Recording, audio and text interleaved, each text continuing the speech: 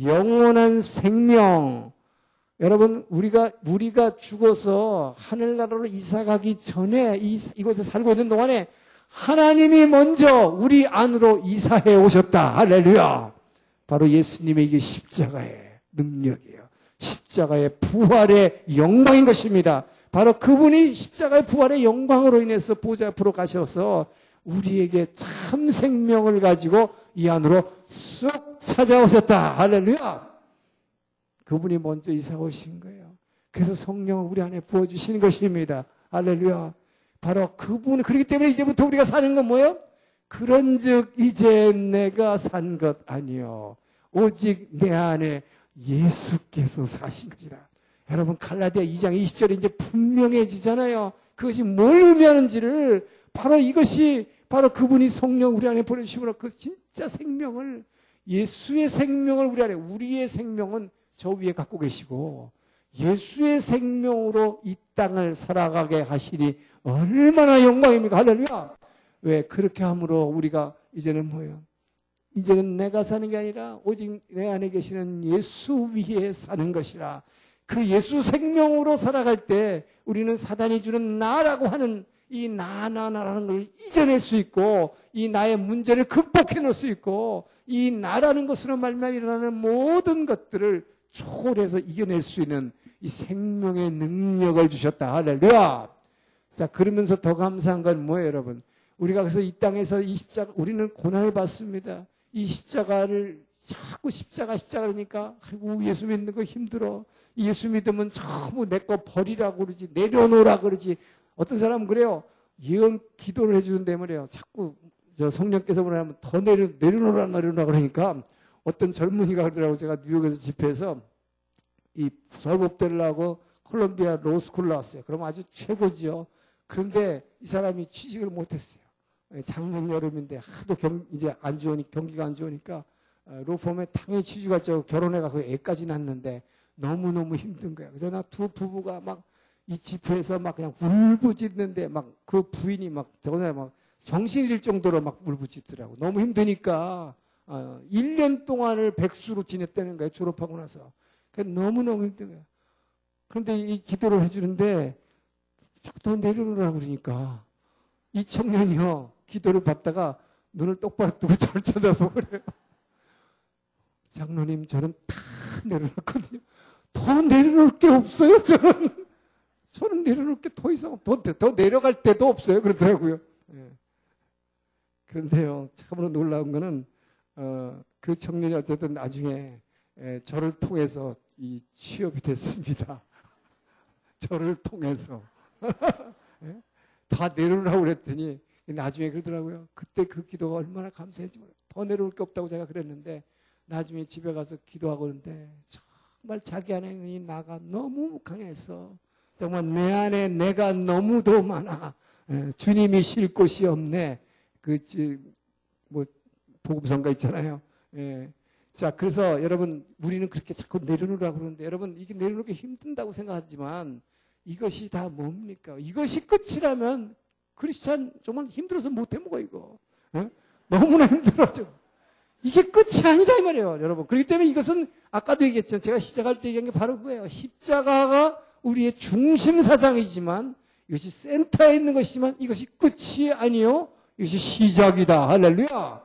그렇기 때문에 이것을 붙잡을 때 우리는 고통스럽지만 그 뒤에 있는 엄청난 영광을 붙잡는 것이다. 할렐루야. 그분은 반드시 이 십자가를 통해서 우리에게 그 영광을 주실 것을 약속하고 있는 것입니다.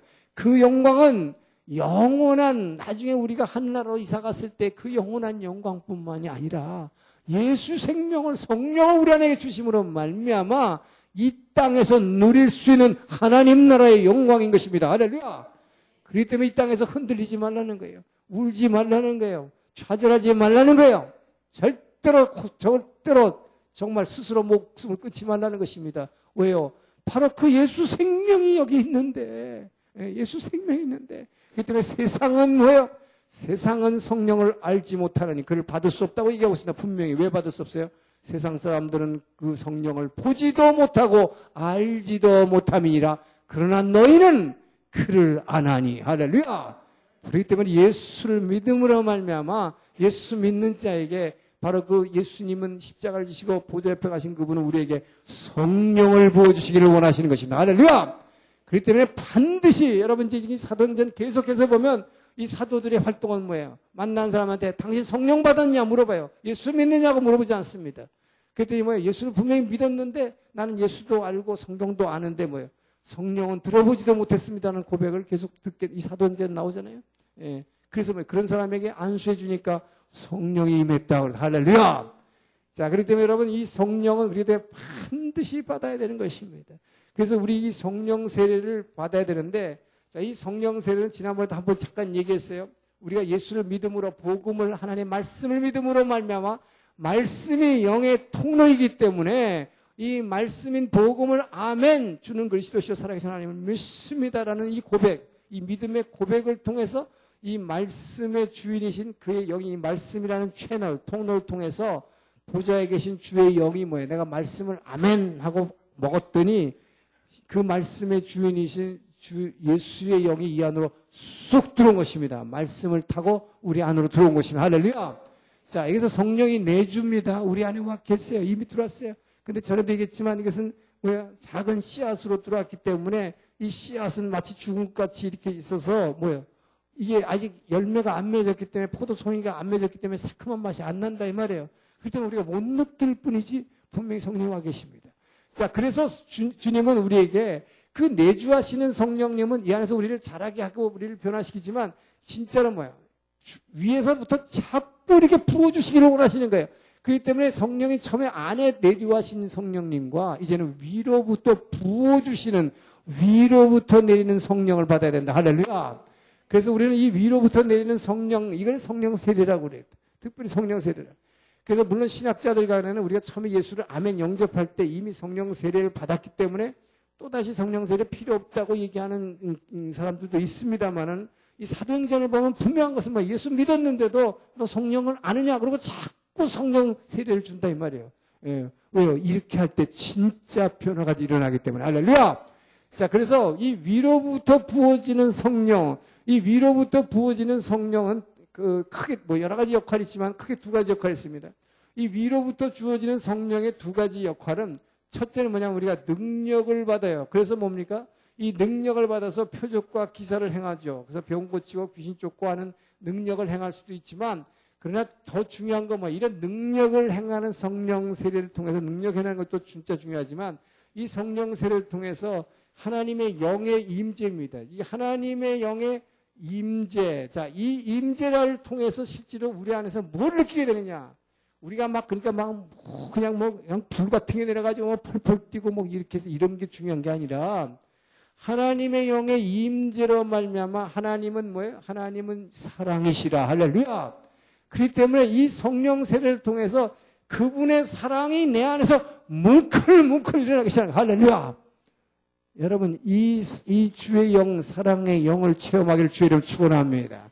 그때 진짜 내가 변화되기 시작하기 때문에 이 안에서 여러분 이 위로부터 내리는 성령이 내 안에서 그냥 뭉클뭉클하면서 이게 바로 언제예요? 그렇기 때문에 기도할 때, 찬양할 때에, 말씀을 들을 때에, 이럴 때 우리는 이 성령을 체험하게 되는 거예요. 그래서 아까 베드로가 말씀을 전할 때 성령 체험했고 이제 조금 있다 보면 사도 바울이 이제 에베소에 갔을 때 12명의 사람들에게 예수 믿는 사람들한테 성령을 모른다는 사람들한테 안수했더니 뭐예요?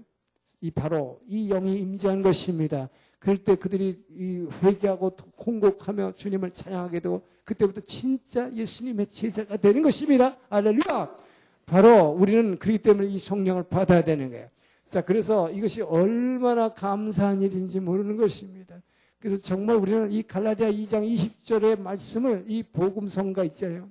이것을 늘 묵상해야 돼요. 그래서 정말 내 진짜 생명은 저 위에 있는데 저는 이게 가만히 그 말씀을 묵상해 보니까 이래요. 자, 왜 이 땅에 있는 동안에는 우리의 생명은 저 위에 가지고 계셔서 예수님의 영으로 이 땅에서 거꾸로 살게 하시고 완전히 거꾸로 들어가 보니까 우리가 생각하는 거나 그렇죠? 이 땅에서 사는 동안에는 내 생명이 필요할 것 같은데 육체적으로 뭘 느끼고 뭐 이런 게 좋으니까 근데 오히려 이 세상에 있는 동안에는 이 사단의 영이 역사하니까 이 사단이 끊임없이 나 하니까 이것을 이길 수 있도록 하나님의 영을 부어주시고, 할렐루야. 거꾸로 이제 우리가 천국 가면 어떻게 돼요? 저쪽으로 이사 갔을 때, 영원한 그 나라로 갔을 때는 하나님께서 왜 원래 우리 육신의 생명을 거기다가 가지고 있다가 다시 입혀주실까? 보니까 뭐야? 우리가 생각하는 천국은 뭡니까? 천국은 가면 그냥 딱 누워가지고 뭐 그냥 낮잠만 자다 그냥 생명나무가 하나 뚝 떨어져 이렇게 먹고 뭐 이게 되게 지루한 것으로 생각하는데 그게 아니라, 그리고 그렇게 지루한 것이 아니라 진짜로 그 천국은 우리 그 생명을 왜 거기서 다시 입혀주시는가? 그곳이야말로 진짜로 누리는 곳이다. 할렐루야! 우리가 이 땅에서 못 누리는 거. 여러분 여기서 여러분들이 예를 들어서 골프를 되게 좋아하는 사람이 하나님 때문에 내가 골프를 버리고 그렇게 했다. 그런 사람은 더 훨씬 여기서 이 세상에서는 가보지도 못한 엄청난 골프장으로 초대받을 거예요. 저는 그렇게 믿습니다. 할렐루야. 할렐루야. 그래서 우리의 진짜 생명을 그곳에 가지고 계신, 이 땅에 있는 동안 예수 생명으로 살아가라 그러고, 할렐루야. 이것이 하나님의 법칙이에요. 그래서 그분은 우리에게 성령을 주시기를 원하시는 것입니다. 할렐루야. 자, 이렇게 이제 이 회심 사건을 계기로 해서 이제 교회가 점점 이제 확장되어 나가는데, 고넬료의 회심이 좋은 일이었지만 중요한 건 뭐지? 이 예루살렘에 있는 교회는요, 아직도 이 유대주의에 아주 물들어 있는 성도들입니다. 그렇기 때문에 뭐예요? 이 사람들은 뭐라고 그러냐면, 베드로가 이제 돌아오니까 막 야단치는 거예요. 너 왜 이방인들하고 같이 밥 먹었냐? 모세의 율법에 하면 이방인들하고 절대 같은 식탁을 대하면 안 되게 돼 있죠. 그러니까 베드로가 바로 여기서 예루살렘 본교회에다가 보고회를 가져요.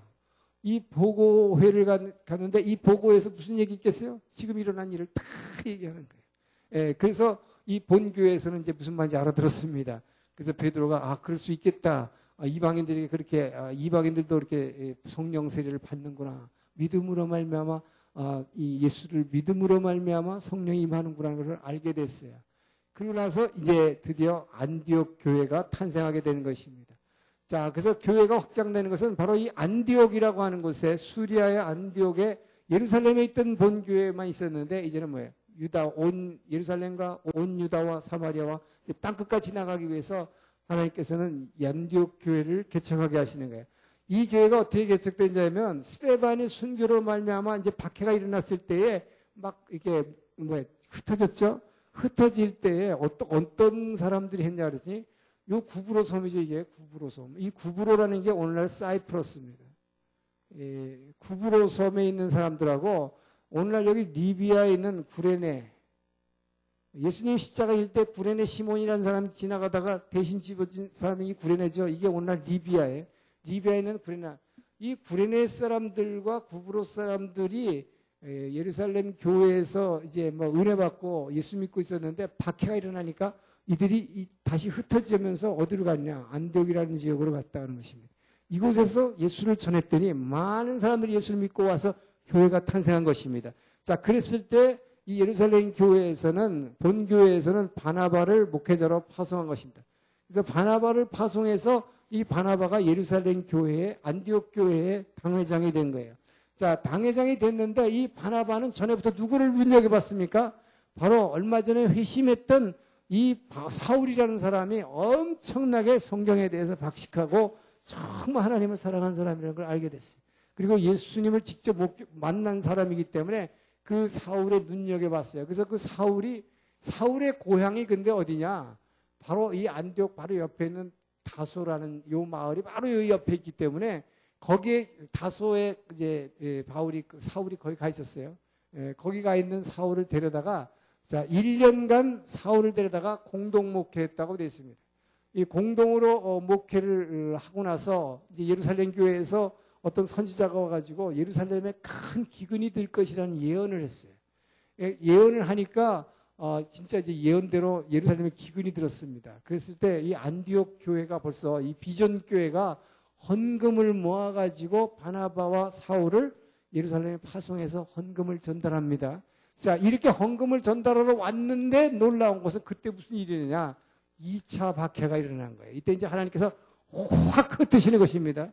이제 더 흩어버리는 거예요.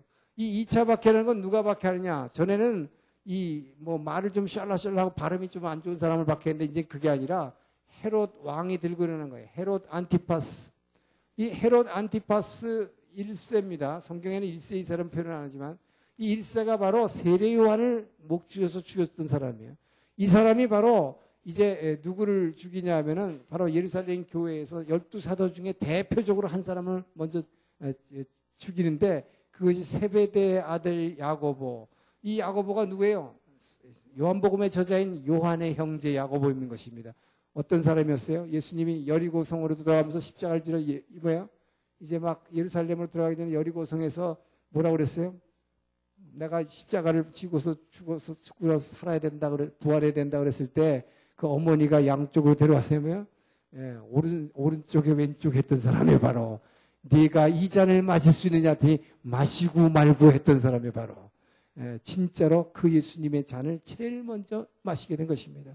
이 십자가의 잔을 불과 이것은요. 그러니까 이 사람은 지금 예수님이 십자가의 죽음과 부활 후에 지금 요게 불과 지금 한 1, 2년 사이에 일어난 일이에요. 그러니까 이 사도는 12사도 중에 한 사람, 이 사람은 뭐야? 무슨 일도 별로 해보지도 못하고 그냥 순교한 것입니다. 자, 그래서 이 야고보를 참수한 다음에 보니까 반응을 봤더니 유대인들이 되게 좋아하더라 이 말이야. 그러니까 헤롯이 의기양양해서 그러면 잘 됐다. 거기 지금 제일 왕초가 누구냐? 이 베드로다 이 말이야. 그래서 베드로를 잡아와라. 베드로를 전국에 수배령을 내려가지고 잡아왔어요. 베드로가 잡힙니다. 여기서 베드로가 투옥당했을 때 엄청난 충격을 받았던 것 같아요. 교회 자체도 충격을 받았고 베드로 자체도 뭐예요? 이 헤롯 안티파스는 뭐야? 그냥 잡아다 놓고 뭐 재판하고 뭐 하는 게 아니라 그냥 죽여버리니까 자기도 뭐야? 그냥 간다고 생각한 거죠. 얼마나 이렇게 되니까 교회가 기도를 많이 했겠어요. 근데 스데반 집사가 순교할 때는 기도했다는 얘기가 없는데 여기는 엄청나게 기도를 한다고. 그런데 이 베드로가 투옥됐을 때는 성령께서 역사해서 어떻게 합니까? 천사를 보냅니다. 천사를 보내가지고 그 아주 우리는 도저히 이해하기 어려운 그런 기적이 나타나죠. 천사가 베드로의 이거 잡혀 있는 이거 다 풀어놓고 수갑 다 풀고 이 철창을 다 열어주고 그래가지고 문 앞에 보초가 서 있는데도 보고 있는데도 보지 못하는 거예요. 첫 번째 지나가고 두 번째 문을 지나가고 세 번째 문 이렇게 갖고 바깥으로 내보내는 것이죠. 결국 베드로는 여기서 죽으면 안 돼요. 아직 때가 아닌 것입니다. 자, 그래서 베드로는 여기서 천사에 의해서 나오지만 이루고 나서 여기에서 중요한 건 뭐냐? 사도행전 본무대에서 사라진다는 것입니다. 이게 누가가 지금 말하면 드라마를 지금 쓰고 있는데 작가로서 여기서 베드로가 사라락 사라져요. 어디로 갔다는 얘기도 없어요. 그러면서 이제 뭡니까? 드디어 이 안디옥 교회의 중심이 안디옥이 본교회지만 예루살렘 본교회지만 이 예루살렘 본교회는 이 박해에 의해서 없어지진 않습니다. 아직도 계속 있어요. 왜? 사도 바울은 1차, 2차, 3차 전도행 후에 반드시 여기 와서 보고를 해요. 그러니까 교회는 있어요. 그러나 교회의 중심은 이미 뭐예요? 안디옥으로 이동했다는 것입니다. 자, 그래서 주인공이 여기서 바울로 바뀌어버리는 거예요. 자, 그래서 이제 이 교회는 완전히 이제 뭡니까? 특히 이때가 뭐예요?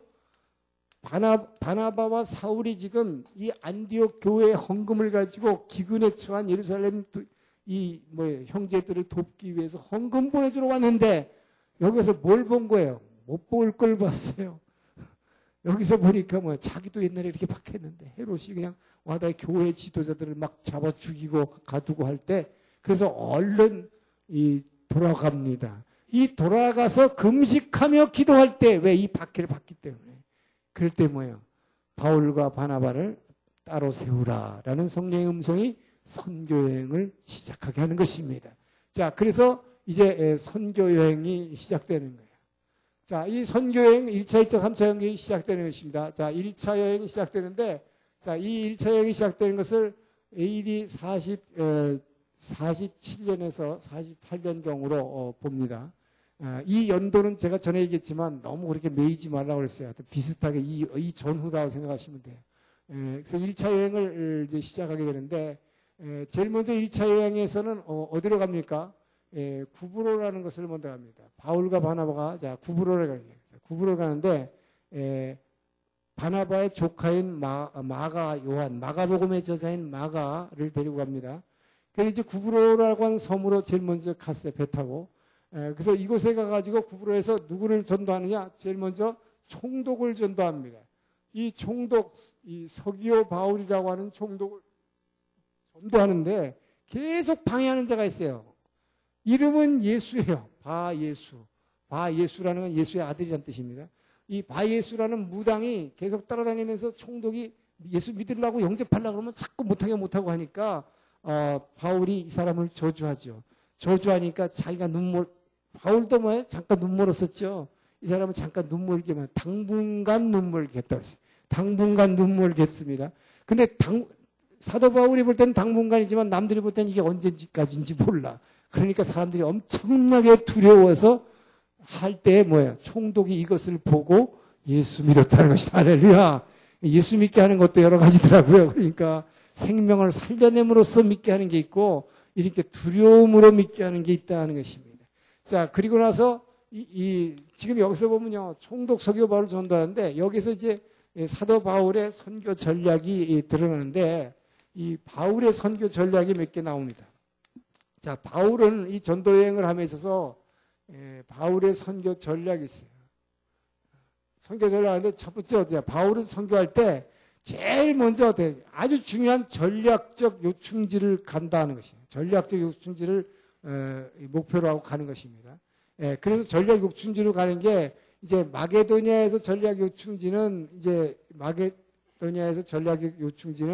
이 빌립보고 그 다음에 이쪽 아가야 지방에서의 이 전략적 요충지는 고린도예요. 그리고 아시아에서 여기를 아시아 이게 터키 지방의 아시아에서 전략적 요충지는 이제 에베소입니다. 이것이 이 당시에 제일 큰 도시요, 큰 무역 항구고 세계적인 도시였어요. 그리고 나서 이제 로마죠. 그러니까 사도 바울의 전도 여행 중에 보면 이 제일 중요한 도시들을 아시아와 유럽에서도 중요한 도시들을 보면 전략적 요충지를 목표로 한다는 거. 그 다음에 바로 아까 아나니아를 통해서 뭐라고 예언했습니까? 저는 왜 예수님이 뭘 위해서 택한 그릇이라고요? 내 이름을 이방인과 누구에게? 임금들과 이스라엘 자손들에게. 그래서 임금들에게 전하는 거예요. 그렇기 때문에 이 바울은 꼭 보면은 총독이라든지 이 왕이라든지 아주 그 귀부인들이라든지 보면 이 사도행전에 나오는 이 사도 바울의 전도 대상자를 보면요. 굉장히 높은 사람들이 많이 등장해요. 그러니까 이들이 먼저 예수를 믿는 것입니다. 자, 이것이 바로 선교 전략에서 굉장히 중요한 전략이 되는 거예요. 근데 이것은 자기 마음대로 이렇게 하려고 한다고 되는 건 아니죠. 그래 성령께서 뭐예요? 이런 기회를 자꾸 만들어 주시는 거예요. 그런데 나중에 보면 알게 되지만 뭐예요? 이제 이 왕들이나 이렇게 높은 사람들을 만나게 되는 거는 결국 뭐예요? 묶인 메인 몸으로 오히려 그들을 만나게 된다고 하는 것입니다.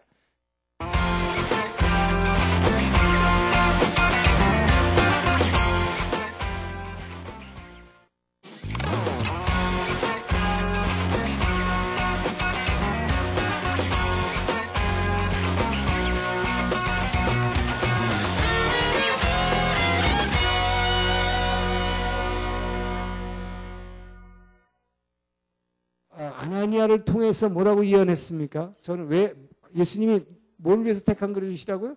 내 이름을 이방인과 누구에게? 임금들과 이스라엘 자손들에게. 그래서 임금들에게 전하는 거예요. 그렇기 때문에 이 바울은 꼭 보면은 총독이라든지 이 왕이라든지 아주 그 귀부인들이라든지 보면 이 사도행전에 나오는 이 사도 바울의 전도 대상자를 보면요. 굉장히 높은 사람들이 많이 등장해요. 이들이 먼저 예수를 믿는 것입니다. 자, 이것이 바로 선교 전략에서 굉장히 중요한 전략이 되는 거예요. 근데 이것은 자기 마음대로 이렇게 하려고 한다고 되는 건 아니죠. 그래 성령께서 뭐예요? 이런 기회를 자꾸 만들어 주시는 거예요. 그런데 나중에 보면 알게 되지만 뭐예요? 이제 이 왕들이나 이렇게 높은 사람들을 만나게 되는 거는 결국 뭐예요?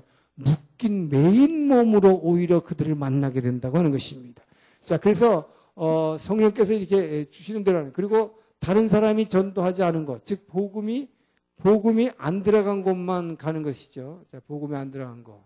예. 자, 이런 선교 전략을 가지는데, 그러나 중요한 건 뭐야? 내 뜻대로 하는 것이라, 내가 계획대로 하는 게 아니라 성령 인도하시는 대로 따라가는 것입니다. 예. 자, 그래서 지금 1차 전도행에서는 이제 구부로를 지나가지고 그 다음에 어디 갑니까? 이 버가라는 거에 도착했는데, 이 버가라는 걸 도착했을 때 동행에서 데리고 왔던 바나바의 조카인 마가복음의 저자인 마가가 도망가 버려요. 도망가는 이유에 대해서는 학자들이 뭐 여러 가지로 얘기를 합니다만, 하여튼 한마디로 뭐 생각해 보니까 이게 장난이 아니네 하고 도망간 거예요. 그래서 나중에 이제 2차 전도여행 때 이것 때문에 바나바가 사울이 다퉈가지고 갈라질 정도로 아주 이슈가 되는 것입니다. 그리고 또 한 가지는 이 마가는 자기 외삼촌이거든요. 바나바가 외삼촌이 리더인 줄 알고, 왜? 교회 당회장이기 때문에. 그랬는데 선교여행을 따라가 보니까 누가 지금 주인공이 돼버려요? 바울이 리더가 되는 거예요. 여기에서도 많은 상처가 있었을 것이라는 이제 학자들의 견해가 있는데, 뭐 일리는 있는 얘기예요. 어쨌든 돌아가 버립니다. 그리고 나서 이제 비시디아 안디옥, 이 비시디아 안디옥에서 제일 먼저 이제 이 사도 바울의 전도여행에서 첫 번째 회당 설교를 여기서 하게 됩니다. 자, 이 비시디아 안디옥은 안디옥인데 비시디아 지방에 있는 안디옥이라는 뜻입니다. 이 비시디아 안디옥에서 먼저 회당에 가서 설교하게 됩니다. 이 회당 설교의 내용이 굉장히 중요합니다. 이것이 바울의 선교할 때 말씀 패턴이 여기서 드러나기 때문에.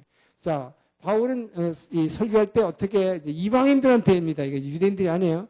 그러나 물론 회당이니까 유대인들도 있고, 자, 바울이 회당에 들어간 것은 경건한 유대인들이 여기 분명히 있을 것이다. 왜? 메시아를 전달해. 그리스도를 전하려면 구약 성경을 알아야 되니까 구약에서 메시아 기름 부은 자를 보낸다는 약속을 가진 사람만이 이 사람이 그리스도다 하면은, 아, 그게 메시아구나 하는 걸 알아듣기 때문이죠. 자, 그런데 회당에는 유대인들만 있는 게 아니에요. 이방인들이 있는 지역에 가게 되면 경건한 이방인들이 따라서, 이 경건한 이방인들은 결국 유대교로 개종한 사람들입니다. 그렇기 때문에 사도 바울의 타겟은 유대인들도 있지만 이 사람들이 타겟이에요. 왜요? 너는 이방을 비추는 빛이라고 했기 때문에. 그렇기 때문에 이 회당에 자기네 동족들과 이 사람들을 대상으로 해서 설교한 것입니다. 이 설교의 내용은 제일 먼저 뭘 얘기하냐면, 그야말로 제가 표현한다면 성경의 맥을 가지고 강의. 이 사도 바울의 설교는 성경의 맥이에요. 구약을 쫙 이제 이 맥을 흐름을 가지고 역사를 가지고 얘기하는 거니까, 족장 시대부터 아브라함을 불러낸 족장 시대부터 출애굽과 광야 시대, 그다음에 뭐 정복해 들어가는 시대, 사사 시대, 단일 왕국 시대, 이렇게 쫙 시대별의 흐름을 가지고 쭉 스토리를 전개해놔요. 그러니까 이것은 유대인뿐만 아니라 이방인들도 재밌죠. 역사 이야기니까. 자, 그것을 따라가다가 이제 이 단일 왕국 시대의 다윗의 이야기에서 머물면서 이 바로 다윗 언약을 얘기하면서 다윗의 자손에게서 뭐예요? 우리 구주 예수를 세우셨느니라. 자, 그래서 이 예수를 세우셨고, 이 예수를 세우셨는데 중요한 것은 뭡니까? 바로 하나님, 이 바울의 설교와 베드로가 처음에 교회 탄생할 때 설교한 내용에서 아주 여기서 유사점이 나와요. 그건 뭐냐? 유대인들을 향해서 지금 설교할 때 유대인들을 절대 막 비난하고 자극하는 것입니다. 자극하고 비난하면 뭐야? 스데반 같이 죽는 거예요. 그러니까 설교를 잘해야 돼. 설교를 똑같은 말을 가지고 설교를 하는데 방향이 어떤 쪽으로 가냐에 따라서 회개하는 설교가 있고 어떤 설교가 죽는 설교가 있어요. 그래서 베드로와 바울은 여기서 아주 신중하게 얘기하는데 여기서 꼭 뭐라고 그래요? 이스라엘 백성을 나무라지 않습니다. 하나님의 예정을 따라 너희들이 알지 못하여 이방인의 손에 그를 넘겨주었느니라. 자, 그래서 죽었지만, 그래서 이 베드로 설교와 비슷합니다. 여기서는 시편 16편 10절의 말씀 그대로 이용하는 거예요. 주의 거룩한 자로 썩임을 당하지 않게 하시는도다. 바로 이 시편의 약속대로 그 다윗, 너희가 알고 있는 다윗은 지금 죽어가지고 땅속에서 지금 다 흐물흐물 없어졌지만 이 예수는 너희가 죽였지만 죽은 자 가운데 다시 살아나셨으니, 자, 그가 곧 뭐예요? 오시리한 메시아다라고 선포하는 것입니다. 자, 그래서 바로 이 사람을 인하여 이 사람을 믿음으로 말미암아 죄 사함을 받는 것이다. 이것을 전하는 것이라고 이렇게 설교했을 때 엄청난 은혜들을 받게 됐어요.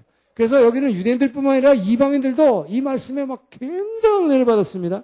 그래서 다음 주 안식일 날마다 회당에서 설교하게 되는데 다음 주 안식일 날 보니까 다음 주 와달라고 해서 가봤더니 여기 이 사도행전의 기록에 보면요. 얼마나 왔을까요? 몇 명이나 왔을까요? 다음 주에 온 시민이 다 모였다. 할렐루야. 얼마나 이 말씀의 은혜를 받았으면 온 시민들이 다 모였다고 했어요. 그러니까 온 시민이 다 모이니까 여기서 뭐가 나타납니까? 바로 유대인들이 시기한 거예요. 지금 보면 항상 보면 뭡니까? 이 바울의 선교 여행에서 항상 이 유대인들의 시기입니다. 예수님 죽였을 때도 그랬지만 유대인들은 이걸 자꾸 시기하는 거예요. 자, 그래서 유대인들이 이걸 시기해가지고 드디어 박해를 하게 되니까 뭡니까? 나는 이방인에게로 가노라. 그래서 이 바울은 늘 선포하는 게 있어요. 이 사람들이 박해하면 항상 나는 이방인이에요. 왜? 자기가 처음 예수님 만나고 났을 때 자기가 들은 음성이 바로 뭐예요? 이방인을 위해 자기 예수의 이름을 전하는 거기 때문에 나는 이방인에게 간다. 예. 그러면서 이제 이 안디옥을 떠나게 되는 거죠. 비시대 안디옥. 자, 그리고 나서 그 다음에 간 것이 이고니온입니다. 자, 이고니온에 갔을 때는 엄청난 박해가 이들이 따라오면서 박해하는 거예요. 그러니까 박해가 엄청나게 심해요. 그러나 그런 박해에도 불구하고 담대히 말씀을 전했다고 했어요. 이 담대하게 말씀을 전하는데 계속 박해가 있으니까 어떡합니까? 여러분, 주님께서는 이렇게 박해를 받을 때, 선교할 때 이렇게 박해받으면 어떡하냐? 그들로 하여금 예수 믿게 하려고 어떻게 하냐면 이고니온에서는 특별히 하나님께서 이렇게 해서 하나님이 그들에게 뭐예요? 능력을 주사. 능력을 주시네. 이 능력을 줘가지고 표적과 기사를 행하게 하는 것입니다. 이 표적과 기사를 행하니까 꼼짝 못하죠. 막 박해할 때에 안진뱅이가 뻘떡 일어나는지 중풍병자 뻘떡 일어나 보면 다들 입을 딱 벌리고 박해하던 걸 그쳐요. 예, 그래서 이고니온에서는 오래 머물면서 많은 표적과 기사로 말씀을 전했다고 되어 있습니다. 자, 그리고 나서 이제 이고니온에서 또 계속 돌로 어떤 사람 치려고 그러기 때문에 루스드라로 갔습니다. 이 루스드라에 갔더니 어떤 안진뱅이가 있어서 그 안진뱅이를 일으키죠. 자, 이 안진뱅이를 일으키는 이 사건, 자, 이 사건을 보고 현지 이방인들은 뭐라고 했어요? 그들이 믿는 그 제우스 신이라고 해서 제우스. 이 제우스 신과 이 뭡니까? 우리가 요즘 넥타이, 남자들 넥타이 있는 헤르메스라고 있죠. 고급 넥타이. 이게 이 헤르메스예요. 헤르메스 그 신입니다. 이들이 섬기는 신.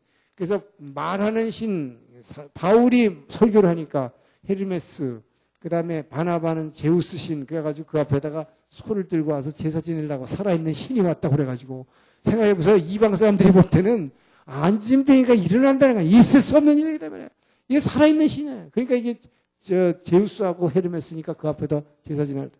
자, 이걸 보고 바울이 막 큰 소리로 외치는 거죠. 바로 이런 험악한 짓을 버리고 뭐요? 사람이나 너희들이 만드는 우상에게 이걸 신이라고 생각해가지고 제사 드리는 거, 예배 드리는 거 이런 것 버리고 살아계신 창조주 하나님께로 돌아오라. 할렐루야. 바로 예수님을 창조주 하나님으로 얘기하는 것입니다. 바로 살아계신 창조주 하나님에게로 돌아오라. 우리가 이것을 전하는 것이다. 그랬을 때의 유대인들이 더 이상 못 참는 거지. 돌로 쳐서 바울을 죽인 것입니다. 그래서 바울은 죽었다고 생각해서 성 밖에 버렸는데 실제로는 죽진 않았어요. 그죠? 자, 그래서 툭툭 털고 일어나가지고 여기 있는 더베라는 곳까지 가서 전도하고 이렇게 다시 처음 간 곳을 돌아가지고 안디옥으로 돌아오는 것, 이것이 1차 전도여행인 것입니다. 이것이 바로 이 1차 전도여행은 이 아시아 전도요, 이 지역을 이 갈라디아 지방이라고 지리적으로 갈라디아는 여기보다 저 위쪽에 사실은 이쪽이 갈라디아라는 지역인데 지리적인 명칭으로. 그러나 로마 시대 행정구역상의 갈라디아는 여기가 다 갈라디아이기 때문에 이걸 갈라디아. 그래서 이제 나중에 1차 전도여행 갔다 와가지고 이제 갈라디아서를 보내게 되는 것입니다. 자, 이제 1차 전도여행을 다녀온 후에 이 예루살렘에서 이제 종교회의라는 걸 하게 됩니다. 이것을 종교회의라는 이름이 별로 뭐 좋지는 않은데, 이렇게 뭐 예루살렘 종교회 또는 예루살렘 공의회, 이것이 AD 49년에 있었다고 이렇게 얘기를 합니다. 자, 이 예루살렘 종교회의는 왜 열리게 됐냐면은, 자, 예루살렘 이제 이방인 교회, 이방 지역에 처음으로 전도를 해서 교회를 세우고 돌아온 바울입니다.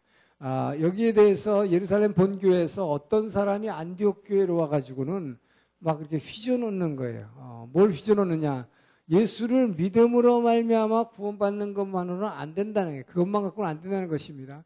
자, 그래서 이제 바울의 전도 여행 중에 계속 이 문제가 되는 것은 이제 앞으로 그리고 나오는 이단들도 그렇고 문제가 되는 건 뭐냐면은 이 예수를 믿음으로 말미암아 구원 얻는 거에다가 자꾸 다른 유대주의자들이나 이단들은 뭐냐면 여기다가 플러스 알파를 시키는 거예요, 자꾸.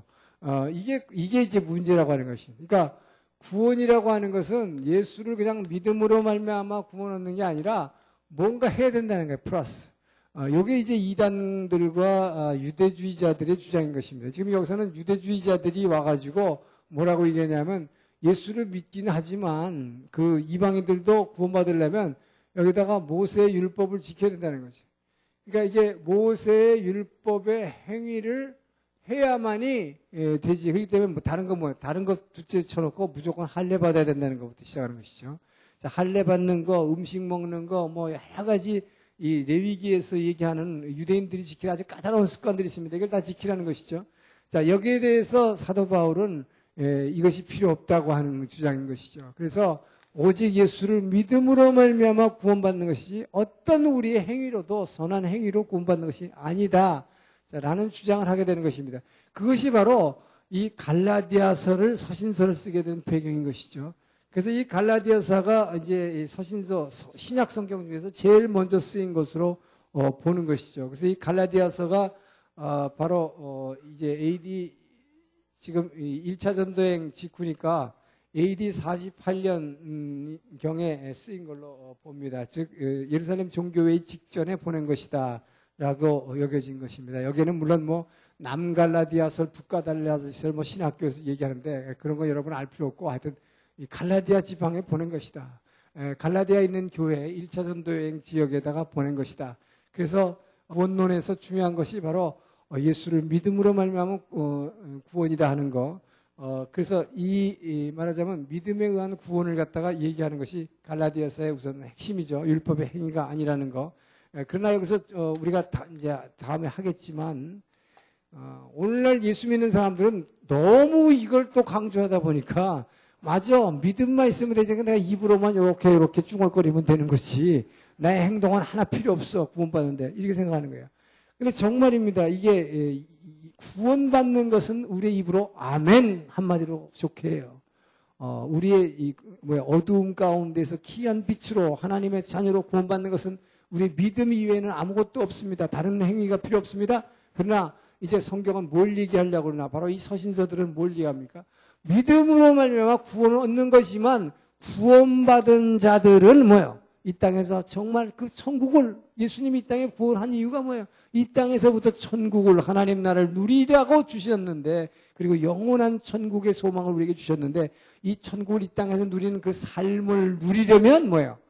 행동이 따라와야 된다는 거예요. 거룩해야 된다는 것입니다. 다른 세상 사람들하고 똑같이 살아가지고는 절대로 안 된다는 것이죠. 그렇기 때문에 하나님이 거룩하니 너희도 거룩하라. 이 거룩하게 변화되는 성화의 과정을 이제 이 서신서들이 바로 이야기하는 거예요. 그래서 이 역사서만 가지고는 우리가 절대 안 되고 역사서에다가 이제 서신서를 배우는 이유가 여러분 그래서 성경을 여러분 여기 있는 분들이 정말 중요하신 것은 그냥 교회 다니시면 이렇게 많은데 왜 여기 여러분들이 오시는 거예요? 여러분들은 그래도 이렇게 해서 성경을 전체를 배우는 거예요. 그래서 전체의 맥을 잡는다는 게 여러분의 신앙생활에 직접적으로 관계가 있기 때문인 것입니다. 그렇지 않고 그냥 요한복음만 배우고 무슨 뭐 이런 책 저런 책 이렇게 그냥 배우는 거 하고 여러분 성경을 갖다 이렇게 한번 체계적으로 쫙 이렇게 배우는 것이 나의 삶과 직접적인 관계가 있기 때문에 너무 중요한 거예요.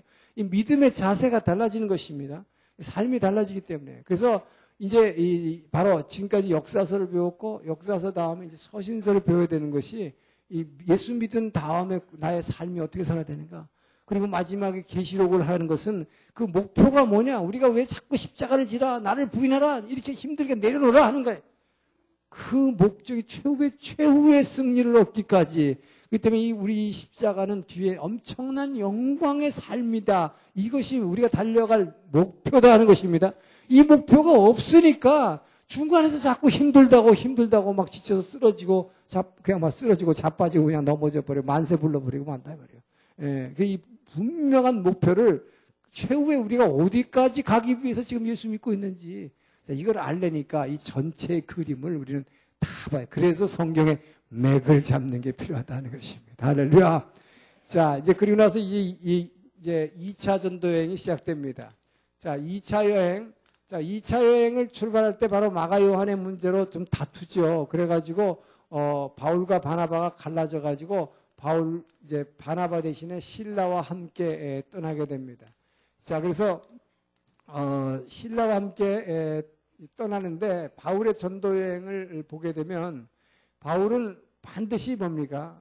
아까 선교 전략에 몇 가지가 있었지만, 그거와 또 달리, 바울은 꼭 자기가 선교에서 세우는 교회들을 그냥 한번 세워놓고 그냥 잊어버린 게 아니에요. 꼭 다시 반복해서 방문하는 것입니다. 그래서 전도여행 할 때마다 자기가 개척한 교회들을 반드시 다시 가는 거예요. 그래서 2차 전도여행도 결국 뭡니까?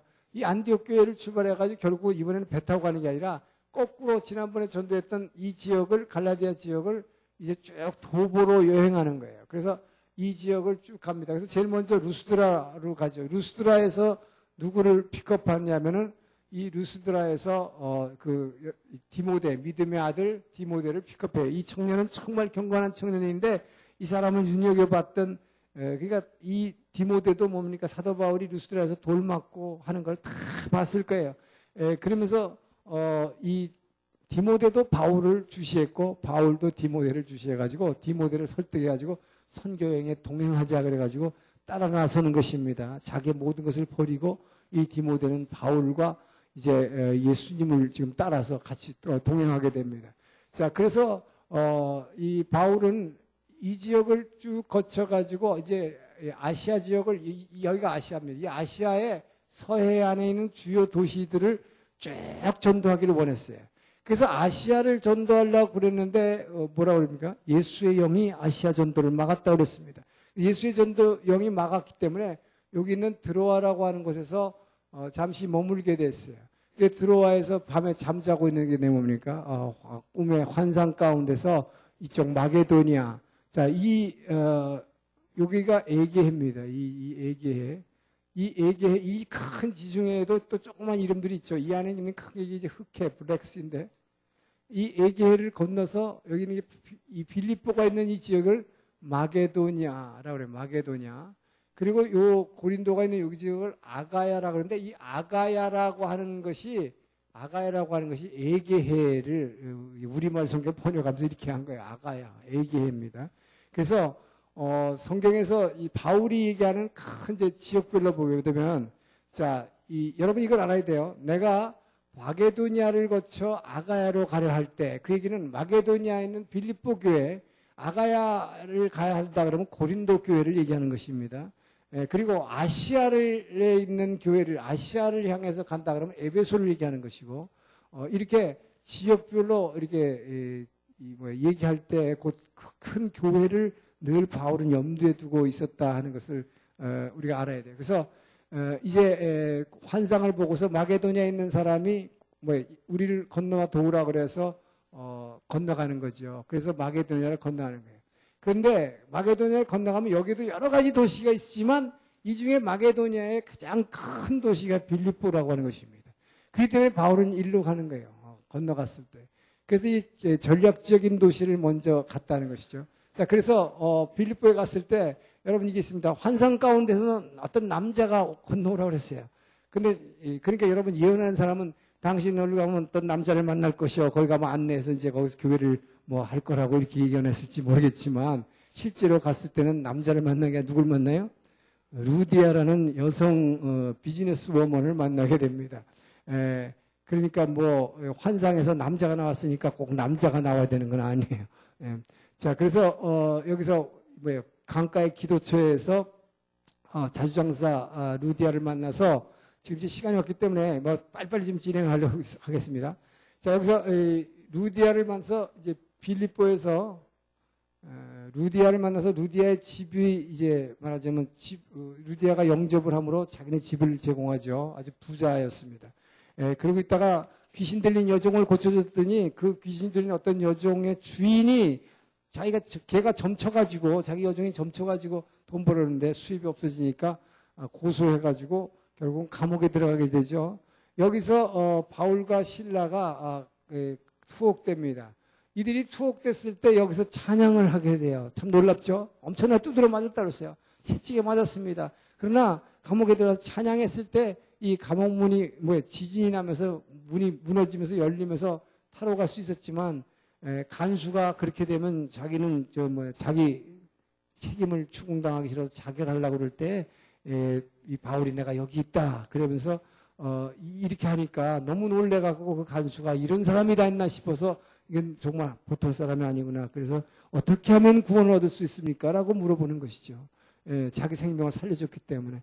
그래서 여기서 그 유명한 주 예수를 믿으라. 그러면 너와 내 집이 구원을 얻으리라. 할렐루야. 사도행전 16장 31절 바로 이 말씀이 여기서 나온 것입니다. 자, 그래서 주 예수를 믿으면 뭐예요? 너와 내 집안이. 그래서 온 가족이 예수를 믿어서 이 빌립보 교회가 탄생하게 된 것이죠. 그리고 나서 빌립보를 떠나가지고 이제 빌립보를 떠나서 간 곳이 이 데살로니카입니다. 여기는 데살로니카. 여기죠. 데살로니카. 이 데살로니카 교회에서 회당에서 3주 정도만 얘기했는데 여기서는 주로 재림에 대한 얘기를 많이 했어요. 그래서 나중에 이제 데살로니카의 교회에 전후서를 보내게 되고 그 다음에 옆으로 여기서도 박해하기 때문에 그 다음 옆으로 온 곳이 이 베레아입니다. 이 베레아 사람들은 더욱 신사적이어서 이것이 그런가 하여 성경을 여기저기 막 연구하면서 그냥 비판하는 게 아니라 그리고 그냥 막 믿는 것도 아니고 성경을 막 구약을 찾아가면서 연구하니까 이 연구열에 감동한 사도 바울은 자기하고 동행하던 실라와 디모데 두 사람을 베레아 교회에 남겨두고 이 사람이 성경 공부를 가르치더라고요. 그러고 나서 혼자 떠나게요. 그리고 간 것이 이제 아테네로 가는 것입니다. 여기 아테네가 이 헬라 그리스의 수도죠. 자, 아테네에 갔을 때는 몇 가지 일이 있었습니다. 아테네에서는 어떤 일이 있었습니까? 아테네 사람들은 굉장히 여러 신을 신화, 그리스 신화라는 게 여기 있다 있잖아요. 그죠? 신이 하도 많아요. 그러다 보니까 알지 못하는 신에게라는 그런 신전도 있더라 이 말이에요. 그래서 바울이 그 아리스바고라고 하는 곳에 들어가가지고 이제 말씀을 전하면서 뭐라면 너희들은 참 영성이 강하다, 종교성이 강해서 알지 못하는 신한테도 너희들은 예배를 드리는구나. 그렇다면 내가 아는 신에게 이제 가르쳐 주겠다는 거예요. 알지 못하는 신 같은 건데 하지 말고 아는 신한테 해라. 그러면서 이제 예수를 전하게 되는 것이죠.